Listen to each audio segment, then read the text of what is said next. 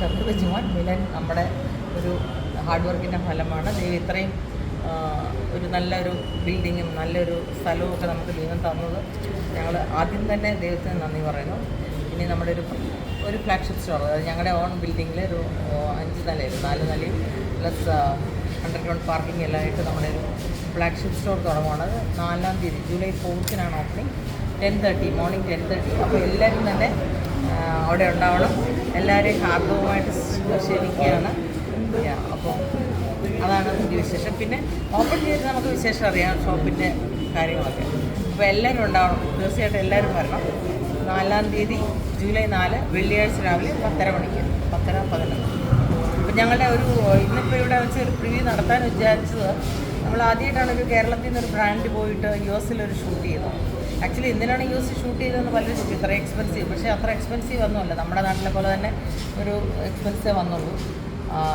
എക്സ്പെൻസിൻ്റെ മാത്രമല്ല, US-ലുള്ള കസ്റ്റമേഴ്സിന്, ബ്രൈഡ്സും അങ്ങനെയുള്ളവർക്ക്, പുറം രാജ്യങ്ങളിൽ NRI ക്രൗഡിന് കുറച്ചും കൂടി കണക്ട് ചെയ്യാൻ പറ്റും. നമ്മളുടെ സാരി പുറത്ത് നിന്ന് ഇപ്പം ഞങ്ങൾ ചെയ്ത സ്ഥലം എന്നൊക്കെ പറയുന്നത് ഏറ്റവും പീക്കായിട്ട് ഇപ്പോൾ നിങ്ങൾക്ക് തിയേറ്ററിൽ കാണാം, അങ്ങനെയുള്ള സ്ഥലങ്ങളിൽ വെച്ചിട്ടാണ് ഷൂട്ട് നടത്തിയത്. അപ്പോൾ അവർക്ക് നമ്മുടെ ഇന്ത്യൻ സാരി കൊടുത്തിട്ട് അവിടെ വെച്ചൊരു ഷൂട്ട് നടത്തുക എന്ന് പറയുമ്പം തന്നെ അതൊരു അവർക്ക് പെട്ടെന്ന് കണക്ട് ചെയ്യാം, ഞങ്ങളുടെ ബ്രൈഡ്സിന് കണക്ട് ചെയ്യാൻ പറ്റും. പിന്നെ അതൊരു പുതിയൊരു എക്സ്പീരിയൻസ്. സോ ഞങ്ങൾ അങ്ങനെ തിങ്ക് ചെയ്ത് ഒരു ഷൂട്ട് നടത്തി. അതുകൊണ്ടാണ് ആ പ്രിവ്യൂ വെക്കാമെന്ന് വെച്ചാൽ. പിന്നെ അതിനേക്കാളിലൊക്കെ ഏറ്റവും ഞങ്ങളുടെ ബ്ലെസ്സിങ് നമ്മുടെ ചിദംബരമാണ് മഞ്ഞുമൽ ബോയ്സിൻ്റെ ഡയറക്ടർ, നിങ്ങൾക്ക് അറിയാമല്ലോ. ചിദംബരമാണ് അത് ഡയറക്റ്റ് ചെയ്തത്. സോ അതുകൊണ്ട് തന്നെ ഒട്ടും എനിക്ക് ടെൻഷൻ ഉണ്ടായിരുന്നില്ല. ഞാനും കെവിനൊക്കെ പോയിരുന്നു. നമുക്കത് വളരെ നല്ല രീതിയിൽ ചെയ്തെടുക്കാൻ പറ്റി. അതിന് കുറേ ഔട്ട്സ്, അതിൻ്റെ ഒരു റീൽ ഇന്നിപ്പോൾ ഇവിടെ നമുക്ക് റിവ്യൂ ചെയ്യാമെന്ന് വിചാരിച്ചു. ബൊട്ടീക്ക് ഉണ്ടായിരുന്നു, പക്ഷെ നമ്മളുടെ ഒരു കോൺസെപ്റ്റ് ഡിഫറെൻ്റ് ആയിരുന്നു. ഇൻട്രൊഡ്യൂസ് ചെയ്യുന്നത് ഞാൻ 2010 നമ്മൾ മിലൻ തുടങ്ങി. അന്നേരം എനിക്കൊന്നും ഇവിടെ മലമ്പുള്ളി നദി 1-2 ബൊട്ടിക്കേ ഉള്ളൂ. ഇപ്പം ഈ കേരളത്തിൽ നോക്കിയാൽ 1 കിലോമീറ്ററിനുള്ളിൽ 4 ബൊട്ടിക്ക് കാണാം. എങ്ങനെയാണ് ഇത് കോമ്പറ്റീഷൻ തുടക്കം ഇടുന്നത് നിങ്ങളാണ്? ആക്ച്വലി നമ്മൾ ബൊട്ടീക്കുണ്ട്, പക്ഷേ കോൺസെപ്റ്റ് ഡിഫറെൻറ്റ്. നമ്മുടെ മലയാളികൾക്ക് പുറത്തുനിന്ന് വരുന്ന സാരികളെല്ലാം ഉപയോഗിച്ചുകൊണ്ടിരുന്നത്.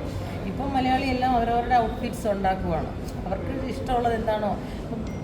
ആദ്യമായിട്ട് ഐ ക്യാൻ പ്രൗഡ്ലി സേ നമ്മളാണ് ഫാബ്രിക് മെറ്റീരിയൽസ് അവൈലബിൾ ആക്കിയതുള്ളൂ. അന്ന് കാഞ്ചൂരി സാരിയൊക്കെ ഉണ്ട്, പക്ഷേ അന്ന് ഇന്നത്തെ പോലത്തെ ഡിസൈൻ. ഇപ്പം നിങ്ങൾ തന്നെ ഒരു ഫംഗ്ഷന് പോവുകയാണെങ്കിൽ ഒരു ഡ്രസ്സ് ഇടണമെന്ന് വിചാരിച്ച് നേരെ പോയി ഷോറൂമിൽ നിന്ന് എത്ര പേര് വാങ്ങിക്കുന്നവരുണ്ട്. എല്ലാവരും എന്തെങ്കിലും ഔട്ട്ഫിറ്റ് ഉണ്ടാക്കിയിടണം. അപ്പോൾ ആ ഫാബ്രിക്കും അതിനെങ്ങനെ ഡിസൈൻ ചെയ്യണമെന്നൊക്കെ പ്ലാൻ ചെയ്യുന്നത് നിങ്ങൾ തന്നെ. ഇപ്പോൾ അങ്ങനെയല്ലേ, നിങ്ങളൊരു കല്യാണം അല്ലെങ്കിൽ എന്തെങ്കിലും പരിപാടികൾ കാണും. അപ്പോൾ അതിന് വേണ്ടിയിട്ടൊരു വഴി തുറന്നത് മിലനാണ് first time in India.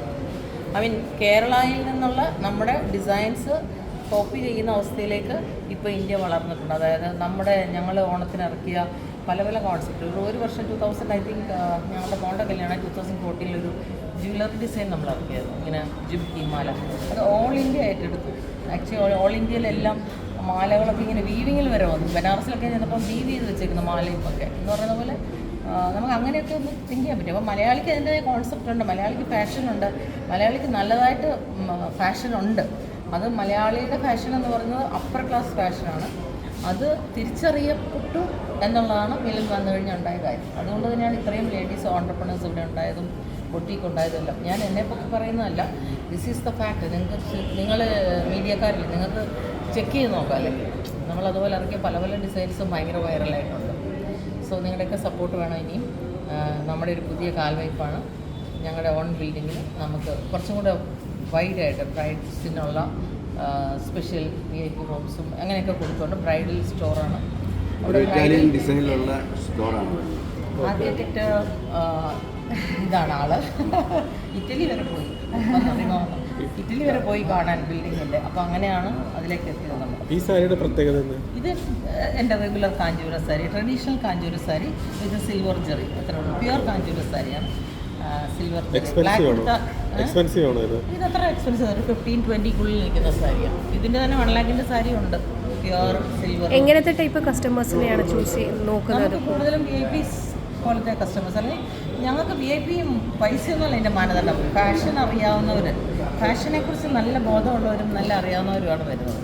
Milan start ചെയ്യുമ്പോൾ എന്തായിരുന്നു മനസ്സിൽ? മിലൻ സ്റ്റാർട്ട് ചെയ്യുന്ന സമയത്ത് എങ്ങനത്തെ ടൈപ്പ് ഓഫ് ആളുകളെയാണ് ഞാൻ നോക്കിക്കൊണ്ടിരുന്നത്? പ്ലാൻ ചെയ്തത് അന്ന് മുതൽ ഫാഷനെ കുറിച്ച് നല്ല അറിയാവുന്ന ഒരാളെ കുറിച്ചാണ്. Okay, നല്ല കസ്റ്റമേഴ്സ് അങ്ങനത്തെ ഉള്ളവർ വന്നാലേ നമുക്ക് പ്രയോജനമുള്ളൂ. Carry on.